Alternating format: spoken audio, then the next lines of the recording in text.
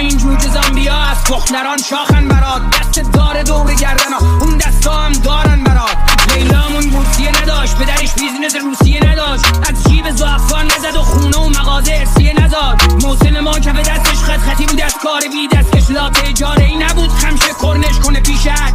پیشکش تو سینه سراخ و استخونا شکسته سر گلا، سیره به وقتی سیمشو خورد و گشنه رو جلو گلوله اولا. سب من یه بار بنزینه، شانس مدد کنه خرجی بدنت. سب من تیز رو زمین ضعیف کشتی خوردی زدنت. دستامون که گرشه به هم سیل بغض ملت راشه، حکم ماست مشت افضل انگشت وسط روی ماشه.